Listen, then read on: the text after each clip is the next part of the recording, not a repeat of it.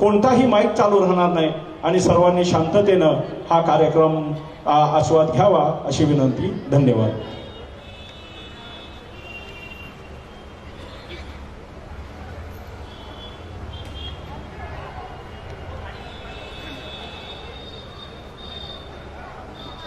मराठा समाज खारघर यांच्या वतीनं आयोजित शिवजयंती उत्सव सोहळ्यासाठी उपस्थित असलेले आपण सर्व,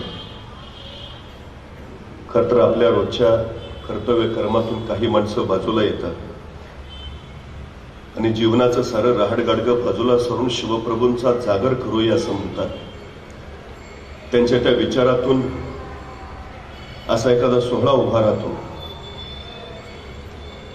त्या सगळ्या मराठा समाजाच्या शिलेदारांचं मी मनपूर्वक अभिनंदन करतो.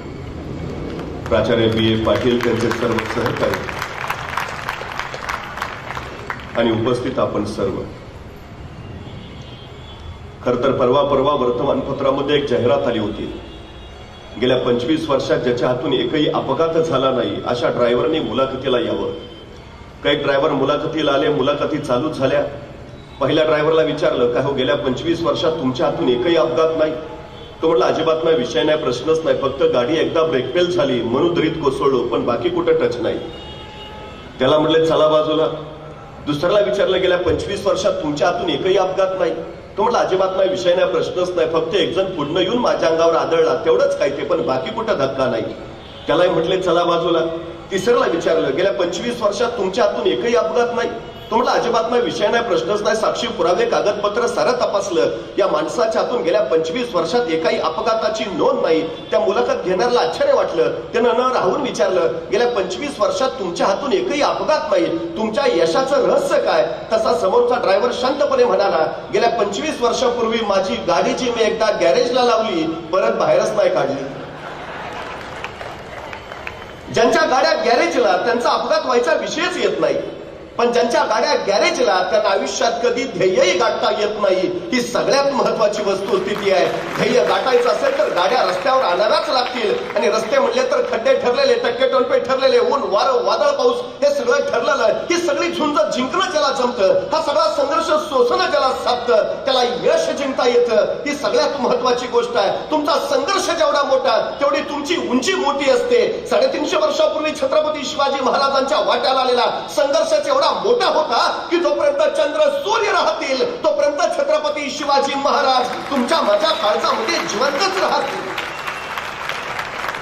स्वराज्य निर्माण करावं म्हणून स्वराज्य निर्माण नाही झालं. 50 वर्षाच्या आयुष्यामध्ये शिवाजी महाराजांनी जो संघर्ष केलाय त्याच्या पाठीमागची व्याप्ती जर बघितली तर या माणसानं काय केलं याचा विचार मनात आल्यावर मग मस्तक नतमस्तक झाल्याशिवाय राहत नाही. ही सगळ्यात मोठी गोष्ट. खरं तर शिवाजी महाराजांनी राज्य उभा केलं, पण स्वतःच्या राज्याचं नाव त्यांनी शिवराज्य नाही ठेवलं. स्वतःच्या राज्याचं नाव ठेवलं स्वराज्य. स्व म्हणजे माझं, माझं राज्य. या मातीत उगवलेल्या कुणीही या राज्याच्या नावाचा उच्चार करावा, माझं राज्य. आणि मग माझं आहे ना, मग मलाच लढलं पाहिजे, मलाच झगडलं पाहिजे, मलाच सुंदरलं पाहिजे, मलाच मेलं पाहिजे. ही उर्मीतल्या प्रत्येकात रुजवली, फुलवली, बहरवली, आणि मग मातीसाठी लढायला, झुंजायला, मरायला माणसं सिद्ध झाली. हे सगळ्यात मोठं वैशिष्ट्य. नाहीतर बघा ना, तानाजीला बोलावलं आणि शिवाजी महाराजांनी तानाजीला सांगितलं, तानाजी एवढा कोंडाणा घे, मग पंचायत समितीच्या तिकिटाचं तुझं बघतो. की विशाळगडावरनं निघणाऱ्या बाजी प्रभूंना सांगितलं, बाजी तेवढी खिंड लढवा, मग जिल्हा बँकेवर तुम्हाला घेतो. दिला काय महाराजांनी माणसांना? माणसं का मरायला तयार झाली? महाराजांनी हे नाही सांगितलं की कुणी शिवाजी राजा सांगतोय म्हणून ये, हे माझं राज्य उभा राहतोय म्हणून ये. शिवछत्रपतींनी स्पष्ट सांगितलं, हे तुझं राज्य आहे. तुला जर वाटत असेल तुझ्या राज्यासाठी काहीतरी करावं तर ये. तुला जर वाटत असेल तुझ्या पोरी बाळी सुरक्षित राहाव्यात तर ये. तुला जर जर वाटत असेल तुझ्या पुरी पुढींची अब्रू राखावी तर ये. तुला जर वाटत असेल तुझ्या उद्याच्या पिढ्या सुखात नांदाव्यात तर ये. तुला जर वाटत असेल तुझ्या डोईवर सुखाचं छत्र उभा राहावं तर ये. कुणी शिवाजी राजा सांगतोय म्हणून नव्हे आणि स्वतःचं राज्य म्हणून माणसं या प्रवाहात सामील झाली. आणि मग बघता बघता तानाजी, बाजी, यसाजी, कोंडाजी, कडतोजी अशी शौर्यशाली धुरंधरांची मांद्याळी स्वराज्यासाठी मरायला एका पायावर तयार झाली. खरं तर शिवकाळ हा महाराष्ट्रातला पहिला काळ आहे जिथं माणसं जगण्यासाठी नाही, जिथं माणसं मरण्यासाठी स्पर्धा करतायत. अहो महाराजांनी कुठली एखादी मोहीम काढावी. तानाजी सरदिशी पुढे यायचं, राज म्या जाणार. तसा बाजी म्हणायचं, ताना कुठं निघाला पुढं, आम्ही आहे ना बाजून. ती काय नाही राज, एवढा वापला, आपण जाणार राज, आपण लढणार राज. तसा खस्तीशी तानाजी यायचा, बाजी गावापासून नंबर लावून बसलो का, ही मोहीम आपली, आपण जाणार राज, आपण लढणार. पहिला काळ आहे, माणसं मरायला तयार आहेत. हे सगळ्यात मोठं वैशिष्ट्य आहे या स्वराज्याचं, सगळ्यात मोठं. नाहीतर स्वराज्याची संस्थापना तरी कशी झाली? शहाजी राजांच्या सांगण्यावरनं महासाहेब जिजाऊ पुण्यात आल्या. उदो झालेलं पुणे, भकास कंगाल झालेलं पुणे, रायरावांना गडावाचा नांगर फुला सगळ्या पुण्यावरनं. सगळी भूमी उजाड करून टाकली. त्याच भूमीत एक पहार रोवलीये, तुटकी वाल तुटकी कवडीत अडकवलीये आणि सांगितलं इथल्या रयतेला इथं वस्ती करणं अशुभ. जो कोणी वस्ती करेल त्याचा निर्वंश होईल. आणि माणसाच्या भयानं परगंदा झाली. सह्याद्रीच्या निबिड दऱ्या परत कडका पर्यात जो मुठीत देऊन कशी बशी जगायला लागली. जगण्यासाठी मरायचं आणि मरण्यासाठी जगायचं असा त्यांच्या आयुष्याचा हट्ट असं झाल्या. अशा पुण्यात आल्यात मासाहेब. राज्य करायचं, जहागिरी चालवायची, पण राज्य करावं कुणावर, जहागिरी चालवावी कुणावर? होतो कोण इथं? दगडा थोड्यांवर? अरे माणसं होती कुठं? माणसं दूर दऱ्या फरात परगंदा. मासाहेबांनी त्या परगंदा लोकांना घातली साथ. या परत या गावात. आणि रयतेने विचारलं, कुणाच्या भरोशावर? आणि कडाडल्याची जाऊ, तुमच्या शिवबाराजांच्या भरोशावर. या राजे समर्थ आहेत. पण त्याच वेळी रयतेने बोट दाखवलं मातीच्या उरात रोल्या गेल्या पहारीकडे आणि विचारलं, कसं यावं इथं आलो तर आमचा निर्वंश होईल. त्या सरशी मासाहेब झाल्या पुढं मातीच्या उरातली ती पार उचकटली, दूर फिरकावून दिली. अंधश्रद्धेचं जोकड झुगारलं आणि कडाडल्या मासाहेब, मी राहीन इथं, उद्या माझा झाला निर्वंश तरी. आपल्या एकुलत्या एक शिवबाला सोबत घेऊन मासाहेब पुण्यात राहायला लागल्या. बघता बघता रयतेला विश्वास आला, आणि मासाहेब राहताय तिथं, आपण का नाही? रेत परतू लागली, घर गरबाजू लागली, गावं कुजूजू लागली. पण रयते पुढे पुन्हा एकदा प्रश्न पडला, गावात राहिलो, घरात राहिलो, पण खावं काय, प्यावं काय, शेती करावी तर पेरावं काय, काय आहे आपल्याकडं? आणि मग महाराष्ट्रातली पहिली सहकारी संस्था उभा राहिली. त्या सहकारी संस्थेचं नाव होतं स्वराज्य. आणि या संस्थेच्या संस्थापिका होत्या मासाहेब जिजाऊ. या स्वराज्य नावाच्या संस्थेतून इथल्या शेतकऱ्यांना बिबारा दिली, खतं दिली, बैल जोड्या दिल्या. बघता बघता शेतकरी रानात गेला, पेरणी झाली, मोत्यासारख्या दाण्याची कणसं लगडू लागली. शेतकरी आनंदित झाला, कष्टाला फळ आलं. पण त्याच वेळी काळजात कल्लोळ उडाला. आजूबाजूच्या दऱ्याखोऱ्यातली रानगव्यासारखी जनावरं उभ्या पिकात थैदोस घालायची, सगळं पीक पायातली तुडवायची, उभं रान नेस्तनाबूत करायची. डोळे देखत उभं पीक वाया जाताना दिसू लागलं. शेतकरी हवालदिल झाला, धावत धावत मासाहेबांकडे गेला. सांगता झाला, मासाहेब पेरणी तर झाली, पिकं तर आली, मोत्यासारख्या दाण्याची कणसाई लगडली, पण मासाहेब जनावर उच्छाद मांडतात, उभ्या पिकात हैदोस घालतात, सगळं पीक नाश होत्यात, काहीतरी करा मासाहेब. मासाहेबांना कळून चुकलं. पिकं जगली तर शेतकरी जगेल, पिकं जगली पाहिजे. दुसऱ्या दिवशी मासाहेबांच्या विलक्षण बुद्धीतनं एक विलक्षण युक्ती बाहेर पडली आणि मासाहेबांनी आसपासच्या गावागावात दौंडी दिली. जो कुणी पिकात उच्छाद मांडणाऱ्या जनावरांचा बंदोबस्त करेल त्याला सोन्याचं कड दिलं जाईल. आणि गावागावात तरणीबाण जिगरबाज पोरं बाहेर पडली. रातोरात पिकाभोवती पहारा करायला लागली. एखादं जनावर खुसपसताना दिसलं, चित्त्याच्या चपळायला झेप मारायला लागली, त्याच्या मुसक्या ओढायला लागली, शेपटी तोडायला लागली आणि दाखवाला मायसाहेबांकडे घेऊन यायला लागली. सोन्याचं कड मिळवायला लागली. एकाच दगडात दोन पक्षी मारले मासाहेबांनी. एक, जनावरांपासून पिकाचं रक्षण झालं, आणि दोन, स्वराज्यासाठी आवश्यक असणारी जिगरबाज मावळ्यांची मांद्याळी आपोआप गोळा झाली. एके दिवशी रात्री 1:30-2चा प्रहर होता. लाल महाल संत शांत निद्रिस्त झालेला. अचानक बाहेर 5-6 पोरांचा गलका ऐकू आला. तसा पहारेकरी धावत धावत पुढं झाला. 5-6 तरणीबाण पोरं. एका पोराच्या खांद्यावर बोलवटं रानगव्याचं धूळ. पहारेकरनं विचारलं, काय र?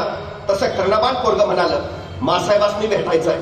कारण मासाहेबांनी दौडी दिली नव, जो कोणी जनावरांची शिकार करेल त्याला सोन्याचं कड दिलं जाईल. हे काय जनावर घेऊनच आलोय नव? तसा पहारेकरी म्हणणार, पण सकाळी की मासाहेब झोपल्यात आता?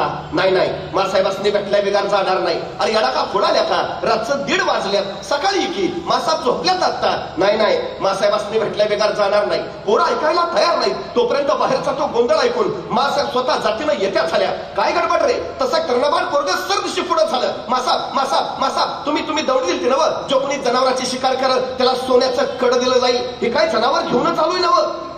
मासाहेबांनी एकदा त्या पोराकडं एकदा त्या जनावराकडे बघितलं आणि मासाहेब त्याला म्हणाल्या, अरे पण आम्ही दौंडीत असंही सांगितलेलं की अख्खं जनावर दाखवायला आणायची गरज नाही, नुसती शेपटी दाखवायला आणली तरी चालेल, हे अख्खं जनावर कशाला घेऊन आला. तशी त्या पोरानं मान खाली घातली आणि ते पोर मासाहेबांना म्हणालं, मासाहेब ध्यानातच नाही राहिलं बघा. आणि काय रे, सकाळी आला असता तर आम्ही काय तुला सोन्याचं कड दिलं नसतं. एवढं जसं ऐकलं तर त्या पोराच्या दोन्ही डोळ्यातनं गळगळ पाणी उघडायला लागलं. त्याला हुंका फुटला. आलेला हुंका दाबत तो पोर मासाहेबांना म्हणाला, मासाहेब सोन्याचं कडं मिळावं म्हणून नाही आलो मासाहेब. मासाहेब तुमच्या कौतुकाची थाप माझ्या पाठीवर पडावी म्हणून आलो मासाहेब. मासाहेब तुमच्या कौतुकाची थाप पाठीवर पडली ना, 10 हत्तीचं बळ येतं. त्या जनावराची शिकार केली आणि वाटलं कवा एकदा तुमच्या जवळ येतो आणि कवा एकदा तुमच्या कौतुकाची थाप पाठीवर घेतो. सोन्याचं कडं नको मासाहेब, तुमच्या कौतुकाची थाप फक्त माझ्या पाठीवर पडू द्या. मासाहेब पुढं झाल्या, त्याचे डोळे पुसले. त्याला विचारलं, नाव काय रे तुझं? तसं ते पोर म्हणाल, ताना. तानाजी मालुसरा, उमराट गावचाची. आणि त्या दिवसापासून ताना जो मासाहेबांचा झाला तो मरेपर्यंत स्वराज्याचा राहिला. एक कौतुकाची थाप माझ्या तानाजीला घडवणारी ठरली. खरतर ज्या समाजामध्ये पाठीवर कौतुकाची थाप टाकणारी माणसं असतात त्या समाजामध्ये नररत्न उगवतात, आणि ज्या समाजामध्ये पाठीवर कौतुकाची थाप टाकणारी माणसं नसतात तिथं नररत्न कधी उगवत नसतात. स्वराज्य हे तलवारीच्या पाट्यावर नाही, स्वराज्य हे कौतुकाच्या थाप्यावर उभा राहिलंय. ही सगळ्यात महत्वाची वस्तुस्थिती आहे, सगळ्यात महत्वाची. नाहीतर बघा ना, औरंगजेब कुणी साधा नाही बरं. आशिया खंडातलं सगळ्यात मोठं साम्राज्य म्हणजे औरंगजेबाचं, आणि आशिया खंडातलं सगळ्यात छोटे राज्य म्हणजे माझ्या शिवरायांचं. काबूल पासून कंदहार पर्यंत आणि गंगेपासून यमुनेपर्यंत ज्याच्या राज्याचा विस्तार असं औरंगजेबाचं बलाढ्य साम्राज्य तर अवघ्या 6.5 जिल्ह्यापुरतं पसरलेलं माझ्या शिवरायांचं स्वराज्य. औरंगजेबाच्या नुसत्या सरदारांची संख्या 14,500 आणि एका सरदाराच्या हाताखाली 50,000ची फौज म्हणजे 14,500 गुणले 50,000 एवढा औरंगजेबाचं लष्करी सामर्थ्य. तर माझ्या महाराजांचं सगळं सैन्य गोळा केलं तर भरेल कसं बसा अवघं 35,000. औरंगजेबाचा एका वर्षाचा वार्षिक महसूल त्या काळात 350 कोटी रुपये आणि माझ्या स्वराज्याचा वार्षिक महसूल कसा बसा 1 कोटी रुपये. म्हणजे औरंगजेब मनबर आहे आणि स्वराज्य कणबर आहे. मग हा मनबर औरंगजेब हे कणबर स्वराज्य चिरडायला का टाकलाय? हयातीची 36 वर्ष घालवली त्यांनी. 36 वर्ष त्याला स्वराज्य उद्ध्वस्त करायचंय, स्वराज्य नस्तनाबूत करायचंय, स्वराज्य संपवायचंय. आणि स्वराज्यच का? स्वराज्यच का? तिकडे इराणचा शाहबाज तसाच आहे, अफगाणिस्तान तसंच आहे, आदिलशाही तशीच आहे, निजामशाही तशीच आहे, कुतुबशाही तशीच आहे. ते घे ना, इराण घे, अफगाणिस्तान घे, आदिलशाही घे, निजामशाही घे, कुतुबशाही घे. स्वराज्यच का? औरंगजेबाने याचं उत्तर त्याच्या मृत्यूपत्रात लिहिलंय. औरंगजेब लिहितो, इराणचं राज्य शाहबाजचं आहे, अफगाणिस्तानचं राज्य दुर्राणीचं आहे, नगरचं राज्य निजामशहाचं आहे, विजापूरचं राज्य आदिलशहाचं आहे, गोवळकोंड्याचं राज्य कुतुबशहाचं आहे. पण महाराष्ट्रातलं स्वराज्य हे पुन्हा राजा, सुलतान, सम्राट वा बादशहाचं राज्य नाही, तर ते इथल्या रयतेचं राज्य आहे. आणि जिथं रयतेचं राज्य असतं माणसं मरायला आणि मारायला कधी मागं पुढे बघत नाही. आणि सगळ्यात मोठा धोका येतो हा आहे. औरंगजेबानं स्वराज्याच्या यशस्वीतेचंच गणित मांडलं. हे रयतेचं राज्य आहे आणि जिथं रयतेचं राज्य असतं तिथं माणसं मरायला आणि मारायला कधी मागं पुढे बघत नाहीत. आणि सगळ्यात मोठा धोका येतो तो. आणि खरं आहे त्याचं. त्या बुंदेलखंडाचा छत्रसाल बुंदेल आलाय महाराजांकडे. तो महाराजांना म्हणाला, महाराज आपण जसं महाराष्ट्रात स्वराज्य उभा केलं तसं आता आपण माझ्या बुंदेलखंडात यावं आणि मलाही राज्य उभा करून द्यावं. महाराज म्हटले, पहिला चालता हो, मी तुझ्याकडे यावं, तुला राज्य उभा करून द्यावं, मग तू राज्य करणार. अरे माझ्याकडे कोण आलं? मला कुणी मदत केली? त्या मातीत उगवलेल्या माणसांच्या बळावर राज्य मी उभा केलं. जे मी इथं केलं ना ते तू तिथं जाऊन कर. हा छत्रसाल बुंदेला महाराजांकडनं प्रेरणा घेऊन गेला आणि त्यांनी बुंदेलखंड स्वतंत्र केला. औरंगजेबाची भीती अनाठाई नाही, हे खरंच आहे. हा स्वराज्याचा प्रयोग जर सगळीकडे पसरला तर दिल्लीचा तख्तही बचावणार नाही. खरंच आहे. अहो तेही जाऊ द्या. व्हिएतनाम नावाचं छोटस राष्ट्र आहे. राष्ट्र म्हणतो मी, मुंबई जिल्हा एवढंही नाही पण राष्ट्र आहे. गेली 36 वर्ष झाली अमेरिकेसारख्या बलाढ्य सल्तनतला झुंजवताय. 36 वर्ष झाली बलाढ्य अमेरिका या एवढ्याशा व्हिएतनामला अजून पराभूत नाही करू शकली. कारण काय माहितीये? कारण या व्हिएतनामच्या चौकामध्ये शिवाजी महाराजांचा पुतळा आहे. व्हिएतनाम मध्ये त्या व्हिएतनामचा स्वातंत्र्य सेनानी हो ची मिन्न नाव त्याचं, त्याची समाधी आहे व्हिएतनाम मध्ये. त्याच्या समाधीवर काय लिहिलंय माहिती आहे? त्याच्या समाधीवर लिहिलंय, छत्रपती शिवाजी महाराजांचा मावळा येथे चिरविश्रांती घेतो आहे व्हिएतनाम मध्ये. अहो तेही जाऊ द्या, अमेरिकेच्या बोस्टन विद्यापीठामध्ये MBAच्या पोरांना 100 मार्काचा पेपर आहे. शिवाजी दी मॅनेजमेंट गुरु अमेरिकेत. तेही जाऊ द्या, पाकिस्तानच्या पाठ्यपुस्तकात शिवाजी महाराजांवर धडा आहे, आदर्श राजा असा असावा पाकिस्तानात. जगातली 110 राष्ट्र शिवाजी महाराजांच्या गुरिला युद्ध तंत्राचा अभ्यास आपल्या अभ्यासक्रमात करतायत. मला प्रश्न पडतो, सगळं जग शिवाजी महाराजांचा अभ्यास करतंय, माझ्या देशातल्या माझ्या पोरांच्या पाठ्यपुस्तकात शिवाजी महाराज किती आहेत? किती आहेत शिवाजी महाराज? एखाद्या मुलाला विचारावं, अरे किती आहेत शिवाजी महाराज? तो 4 मार्काला आहे. एक 4थीचं पुस्तक काढलंय आम्ही, राजा शिव छत्रपती, विषय संपल्यानंतर. आता CBSE पॅटर्नचं इतिहासाचं पुस्तक आलंय, 1700 पानाचं पुस्तक आहे. त्या 1700 पानामध्ये शिवाजी महाराज किती आहेत माहिती आहे? 4 ओळी फक्त. संभाजींचं तर सोडूनच द्या, ज्ञानोबा तुकोबा तर बाजूलाच ठेवा. कुठला इतिहास शिकणार आहे तुझ्याची पोरं आमची? अहो तेही जाऊ द्या, आमची पोरं MPSC UPSC ला बसतात, तहसीलदार मामलेदार जिल्हाधिकारी होतात. मी त्यांचा इतिहास विषयाचा अभ्यासक्रम बघितला. काय त्यांचा अभ्यासक्रम? फ्रेंच राज्यक्रांती, रशियाचा साम्यवाद, इंग्लंडचे चहाचे मळे, आमचे उसाचे मळे जळाले त्याचं बघा ना. त्या इंग्लंडच्या चहाच्या मळ्याचं आम्हाला काय करायचं आहे? माझा तहसीलदार काम करायला कुठे जाणार? पुणे जिल्ह्यात. त्याला तिथला इतिहास कळू द्या, तिथला भूगोल कळू द्या, तिथली परिस्थिती कळू द्या. AC रूम मध्ये बसून आणि बिस्लरीतलं पाणी पिऊन दुष्काळावर उपाययोजना नाही करता येत, हे कधी कळणार आम्हाला? 350 वर्षापूर्वी माझ्या राजानं रायगडावर 11,000 फूट उंचीवर गंगासागर नावाचं तळ खोदलं. 1972च्या दुष्काळात महाराष्ट्रातल्या सगळ्या विहिरी कोरड्या पडल्या, पण रायगडावर 11,000 फूट उंचीवर गंगासागर तळ्यात मात्र तुडुंब पाणी आहे. 72च्या दुष्काळात लोकांनी रायगडावरून पाणी खाली आणलं. ती शिवाजी महाराजांची शिवकालीन पाणी योजना जर आम्ही 6वीच्या पोरांच्या पाठ्यपुस्तकातच छापली तर पोराला 6वीतच कळेल पाणी कसं मुरवावं, पाणी कसं जिरवावं, पाणी कसं साठवावं, पाणी कसं वाचवावं, पाणी कसं वाढवावं, हे कळू द्या ना त्याला. अहो महाराजांच्या काळात माईकचा शोध लागला नव्हता, हे ध्वनी क्षेपणाचं तंत्र विकसित झालं नव्हतं. पण जा रायगडावर एखाद्याने सिंहासनाजवळ उभा राहा, दुसऱ्याने नगारखान्याखाली या, नगारखान्याखाली कितीही हळू आवाजात बोला, सिंहासनावर ते स्पष्ट ऐकू येतं आजही. परवा राजगडाच्या राजमाचीचं बांधकाम चालू होतं. 350 वर्षापूर्वी शिवाजी महाराजांनी बांधलेले अँटी चेंबर सापडले. अँटी चेंबर ही संकल्पना आताची, महाराजांनी त्यावेळी अस्तित्वात आणली. कधी रायगडावर गेला तर तख्ताच्या मागच्या बाजूलाच अंडरग्राऊंड अँटी चेंबर आहे, बघून या कधीतरी.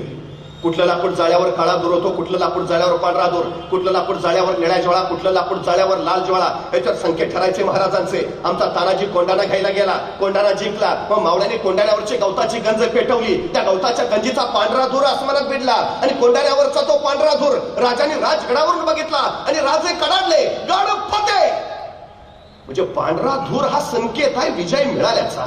एखाद्या अशुभ बातमी असेल, रायगडावर काळा दूर केला जायचा, रायगडाचा काळा दूर तोरण्यावर दिसायचा, मग तोरण्यावर काळा दूर, तोरण्याचा काळा दूर राजगडावर दिसायचा, मग राजगडावर काळा दूर, राजगडाचा काळा दूर प्रतापगडावर दिसायचा, मग प्रतापगडावर काळा दूर, प्रतापगडाचा काळा दूर पाटणच्या दातेगडावर दिसायचा, मग दातेगडावर काळा दूर, दातेगडाचा काळा दूर प्रचितगडावर दिसायचा, मग प्रचितगडावर काळा दूर, प्रचितगडाचा काळा दूर कोल्हापूरच्या पन्हाळ्यावर दिसायचा, मग पन्हाळ्यावर काळा दूर, पन्हाळ्यावरचा काळा दूर सामनगडावर दिसायचा, मग सामनगडावर काळा दूर, सामनगडाचा काळा दूर रांगण्यावर दिसायचा, मग रांगण्यावर काळा दूर, रांगण्याचा काळा दूर पद्मदुर्गावर दिसायचा, मग पद्मदुर्गावर काळा दूर, पद्मदुर्गाचा काळा दूर सुवर्णदुर्गावर दिसायचा, मग सुवर्णदुर्गावर काळा दूर, सुवर्णदुर्गाचा काळा दूर सिंधुदुर्गावर दिसायचा, मग सिंधुदुर्गावर काळा दूर. महाराष्ट्रातल्या 360 किल्ल्यावर 1 तासाच्या आत मेसेज पोहोचायचा. काय झालंय? Out of coverage, not reachable, सभी लाईने व्यस्त आहे. प्रकार नाही हो. हे 350 वर्षापूर्वी अस्तित्वात आलं. 350 वर्षापूर्वी महाराजांनी नुसतं स्वराज्य नाही उभा केलं, अहो काही नवे प्रयोग केले. महाराजांनी पहिला विचार केला, अरे स्वराज्य उभा राहील, पण त्याचं रक्षण त्याचं काय? विजयी राजचं साम्राज्य नव्हतं, देवगिरीचं यादवाचं साम्राज्य नव्हतं, मग ते का उद्ध्वस्त झालं? परक्यांचे वळवंटे त्यांच्या छताडावर का फिरले? त्यांच्यात शौर्य नव्हतं, त्यांच्यात धैर्य नव्हतं, त्यांच्यात पराक्रम नव्हता, धाडस नव्हतं, साहस नव्हतं, मग का? ही मराठा साम्राज्य असताना का गेली? आणि मग महाराजांच्या लक्षात आलं, हे शत्रू आले, हे सगळे दर्यावरनं आले, समुद्रावरनं आले. आमच्या छतडावर थया थया नाचले आणि पळून परत समुद्रात जाऊन थांबले. आमच्यात शौर्य होतं, धैर्य होतं, धाडस होतं. आम्ही पाटला करत सुसाट सुटलोही. पण समुद्रात फक्त आम्हाला 5 मैल जायलाच परवानगी होती. आमचं धर्मशास्त्र सिंधू बंदीनं आम्हाला रोखून ठेवत होतं. 6व्या मैलावर तुम्ही जायचं नाही. परकीय छतडावर नाचत होते, 7 मैलावर जाऊन उभा राहत होते. आम्ही पाटला फक्त 6 मैलापर्यंत करू शकत होतो. शौर्य असूनही ते कारणी लागत नव्हतं. मग महाराजांच्या लक्षात आलं सिंधू बंदी मोडायला हवी. मग महाराजांनी आंदोलन केलं, महाराजांनी मोर्चा काढला, महाराज उपोषणाला बसले आझाद मैदानावर. काय केलं महाराजांनी? दर्यात कोण जाऊ शकतं? कोळी अग्नी भंडारी. महाराजांनी हे सगळे कोळी अग्नी भंडारी गोळा केले. दर्यात कोण जाऊ शकतं? मुस्लिम जाऊ शकतात. महाराजांनी दौलत खान दर्या सांगाडला स्वतः सोबत आणि त्यांना सांगितलं दर्या राखला पाहिजे. या उपर दर्यातनं कुणी आलं नाही पाहिजे. अहो ते अरबी लोक यायचे, कोकणातल्या बायका पळवायचे, भर तर्वावर त्यांची आबरू उठायचे, माणसं वाटवायचे, नाक कान कापायचे, दर्या रताळून टाकायचे. खवळले महाराज. दौलत खानावर खराडले. दौलत खा, या उपर जर असे पातक घडले तर त्याचे पाप तुमच्या माथी बसेल. आणि दौलत खानाला वर्दी मिळाली. काही अरबी आले, आक्रमण करायला आले आणि बघता बघता मराठ्यांचं आरमार सुसाट सुटलं. फार मस्कत पर्यंत पाठला करत गेलं. मस्कतला तुंबळ युद्ध झालं. काही अरब दर्यातच कापले गेले. 200 अरब जिवंत सापडले. महाराजांच्या सामने पेश केले. मराठी आरमाराचा हा पहिला विजय होता. सम्राट चंद्रगुप्तानंतर हिंदुस्थानात स्वतःच आरमार उभा करणारा पहिला राजा म्हणून आम्हाला शिवाजी महाराजांची नोंद घ्यावी लागते. पहिला आरमार, हिंदवी आरमाराचे जनक छत्रपती शिवाजी महाराज हे 200 अरब महाराजांच्या पुढे पेश केले.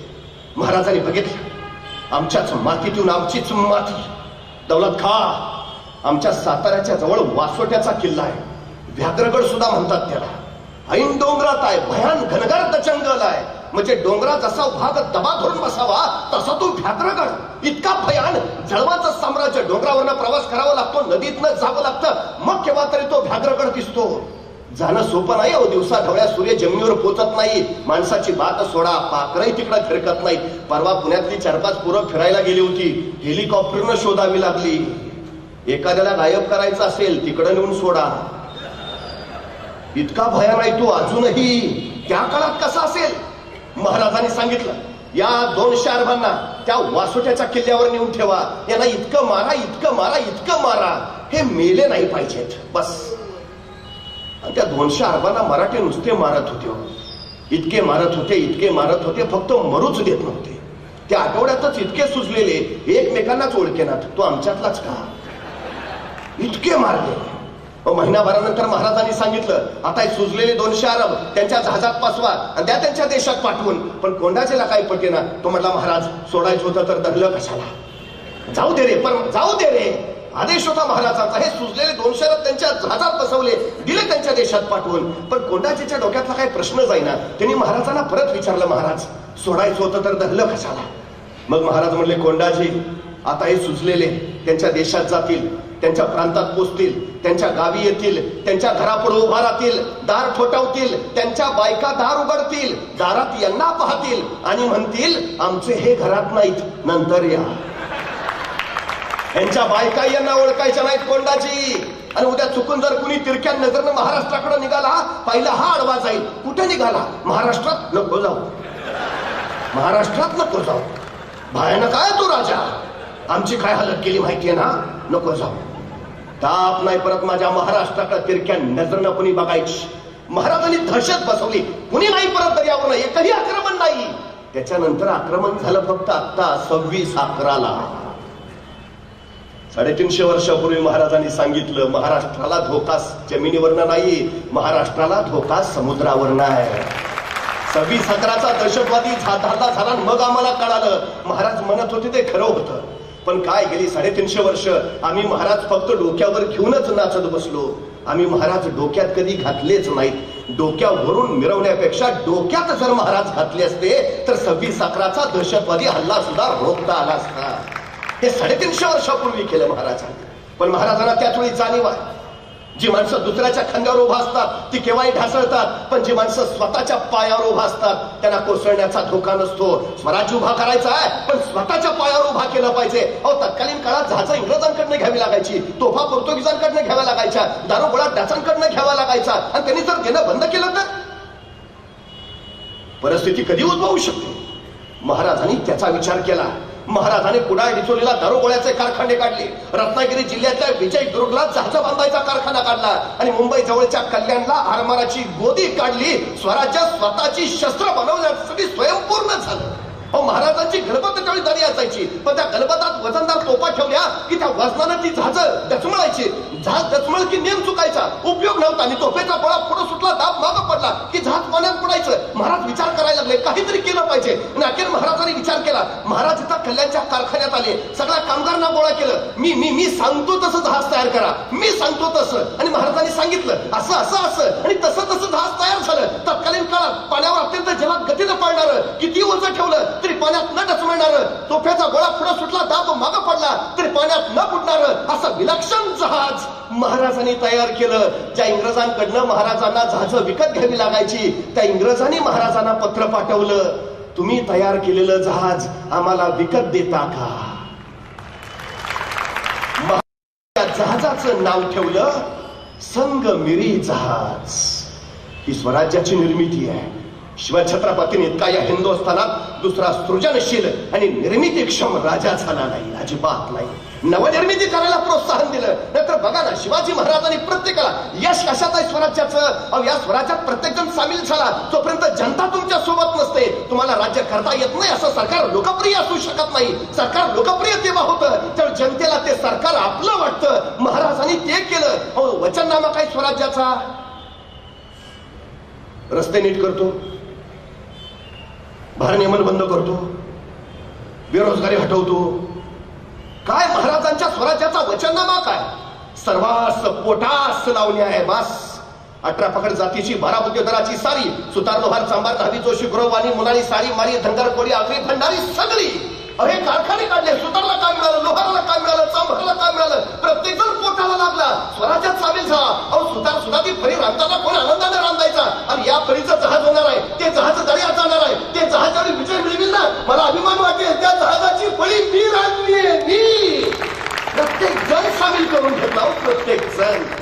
स्वराज्याचं यश याच्यात आहे, आणि त्याच्यापेक्षा महाराजांनी प्रत्येकाला जबाबदारी दिली. ही जबाबदारी तुझी. शिवकाळ हा जगातला एकमेव असा इतिहास आहे ज्या इतिहासात तुम्हाला कुणी जबाबदारी टाळतानाच दिसत नाही. एकदा दिली ना दिली बस, परत बघायचं नाही त्याच्याकडे. तो काम पूर्ण करणारच कोण विश्वास होता, आणि मावळ्याने तो राखलाही होता. मावळ्यापासून भावळ्यापर्यंत आणि सरदारापासून शिलेदारापर्यंत तुम्हाला एकही असा भेटणार नाही की ज्यानं जबाबदारी टाळली, अजिबात. बघा, आमच्या तानाजीनं पोराचं लग्न काढलंय, पत्रिका द्यायला तो महाराजांकडे गेला. महाराजांना म्हणाला, राज रायबाच्या लग्नाला यायचं बरं का. मात्र राजांची नजर आहे कोंडाण्यावर, आणि कोंडाण्याकडे पाहता पाहता राजे तानाजीला म्हणाले, ताना कोंडाणा घ्यायचं म्हणे आहे रे. तसा सर्दी सुटला तानाजी, हातात त्या पत्रिका फेकल्या. राजा आधी लगेच कोंढाण्याचं पण रायबाचं, आणि पोराचं लग्न टाकून तानाजी कोंढाण्याचं लग्न करायला गेला. गेला गेला गेला असा गेला की रायबाचं लग्न करायला परत आलाच नाही. मला राऊंड राऊंड प्रश्न पडतो, त्या तानाजीच्या जागी आजचा तानाजी असता तर नाही तिने पोराचं लगीन काढावा, पत्रिका द्यायला तो महाराजांकडे जावा, आणि महाराजांनी म्हणावा, ताना कोंडाणा घ्यायचं म्हणे आहे रे. सर्दी उठला असता तानाजी, बोलता काय राजा, पोराचं लगीन काढले राव, पुन्हा ते लगीन सराय हो की परत फरक आहे. नंतर पन्हाळगडाच्या वेड्यातनं राजा निसटले. बाजी प्रभू सिद्धोजीनाथ निंबाळकर सोबत आहेत. राजे पुढाले गजखिंडीत आले, आणि त्याच्यावेळी वार्ता मिळाली शत्रू पाठलागावर आहे. राजाने बाजी प्रभूंना सांगितलं, बाजी खिंड तुम्ही लढवा, काय मोजक्या जमानिशा मी पुढे जातो, तोपर्यंत बाजी खिंड तुम्ही लढवा, सगळी जबाबदारी बाजीवर. पण थोडी बाजी असं नाही म्हटले, राज सकाळपासून अंगात जरा कणकणच आहे, बाकी दुसरं कोण सापडतंय का, परत आहेच की मी. जबाबदारी टाळली नाही, शिर तुटलं, पण बाजीचं धड तलवार फिरवत राहिलं. जबाबदारी पाळणं याला म्हणतात. हल्ली आमच्याकडे जबाबदारी टाळणं याच्याशिवाय दुसरा उद्योग नाही. बघा ना, या देशाच्या लोकशाहीनं 18 वर्षानंतर आम्हाला मतदानाचा मूलभूत अधिकार दिला. आमची जबाबदारी आहे देशाच्या विकासासाठी चांगली माणसं सत्तेत यावी, यासाठी आम्ही मतदान करावं, जबाबदारी आमची. किती टक्के जबाबदारी पार पाडतो? किती टक्के मतदान होतं आमच्याकडं? 30%, 35%, 40%, 45%, 50%, 55%, डोक्यावरनं पाणी 60%. म्हणजे 40% लोक आपला मतदानाचा मूलभूत अधिकार बजावत नाहीत, जबाबदारीच चालत नाही. आणि मग आम्ही म्हणतो देश भरकटलाय, भ्रष्टाचार वाढलाय, असं झालंय, तसं झालंय. तू ग, तुला तुझी साधी मतदानाची जबाबदारी पार पाडता येत नाही, तू काय सांगतो? तुला बोलायचा अधिकार नाही, अजिबात नाही. ज्या दिवशी माझ्या देशात 100% मतदान होईल त्या दिवशी एकही चुकीचा माणूस सत्तेत आलेला नसेल, एकही. आणि मला एक कळत नाही, काय अडचण काय मतदान करायला? मतदान करायला काय पैसे पडतात? हल्ली मिळतात. ती ना आमची शोकांतिका लोकशाहीची. अहो ते जाऊ द्या, साधी गोष्ट सांगतो तो. आमची मुलं असतात टू व्हीलरवर, गाडीवर, बाईकवर बसलेली, संकट रस्त्याने चाललेली असतात, बाहेर स्पीड. अचानक पुढे बोर लागतो, नो एंट्री. आता बोर लावलाय, नो एंट्री, प्रवेश निषिद्ध, या रस्त्याला नका जाऊ. तरी मागचा पुढच्याला म्हणतो घाल की, त्याला काय होत आहे? ते घालतं नो एंट्री गाडीत. मग ते हवालदाराला येतो, पावती फाडा. मागचा म्हणतो साहेब घ्या ना मिटवून. नाही 300ची पावती फाडा. हो साहेब घ्या ना मिटवून. नाही पावती फाडा. हो साहेब घ्या ना मिटवून. मग यांचं कसं कसं मिटवलं जातं. त्यांची गाडी तिथून जरा पुढे येते आणि गाडी जरा पुढे आली की मग मागचा पुढच्याला म्हणतो भ्रष्टाचार जास्तच वाढलाय नाही. हवालदार काय तुझ्या घरी आलता का? ते बिचारा निवडपणे त्याची ड्युटी करतोय, त्यालाही कामाला लावला.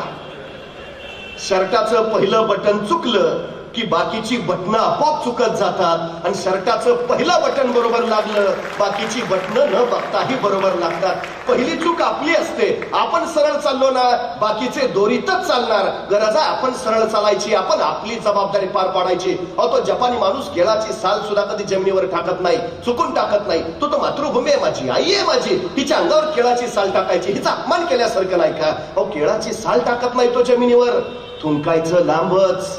आमच्याकडे जिथं बोर्ड येते थुंकू नका, तेच रंग जास्त.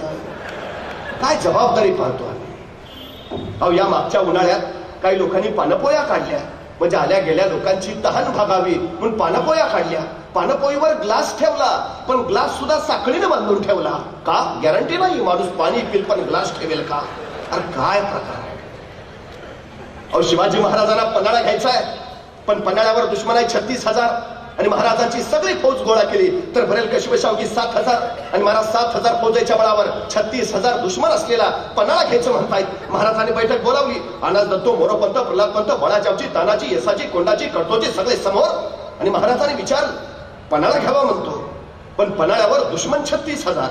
कोण जातो? कोण जातो? कोण घेतो पन्हाळा?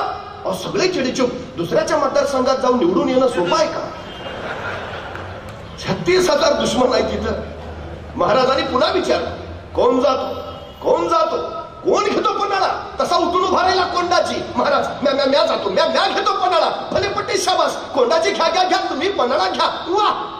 आणि मग महाराजांनी विचारलं, पण कोंडाजी पन्हाळ्यावर दुश्मन 36,000, तुम्हाला तुमच्या सोबत किती फौज हवी? किती हवी फौज? तसा कोंडाजी म्हटला द्या 50-60 मावळं. राजे म्हणले 50-60 मावळं? कोंडाजी 36,000 दुश्मन आहे, 50-60 काय मागता? तसा कोंडाजी म्हटला तसं काहीच नव्हतं मागणार, पण ते लईच विचित्र दिसलं असतं म्हणून म्हणलं त्या 50-60 मावळं. अरे काय माणूस, एकटा जायला तयार आहे, एकटा लढायला तयार आहे, एकटा जबाबदारी घ्यायला तयार आहे. आमच्याकडे एखाद्याला सांगा की करतोस का रे तेवढं, त्याला द्या ना जोडीला. काय नीतच कळत नाही मला.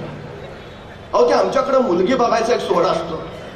ते नवरा मुलगा, त्याचे मित्र, घरातले सगळे ज्येष्ठ असे सगळे मिळून मुलगी बघायला जातात. मग ते मुलगी दाखवण्याचा कार्यक्रम चालू होतो.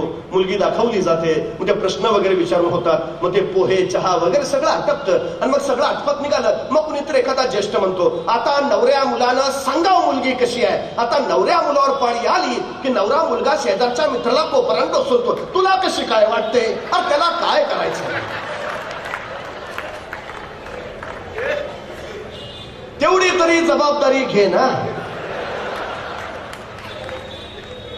काय जबाबदारी टाळण्याशिवाय उद्योग नाही.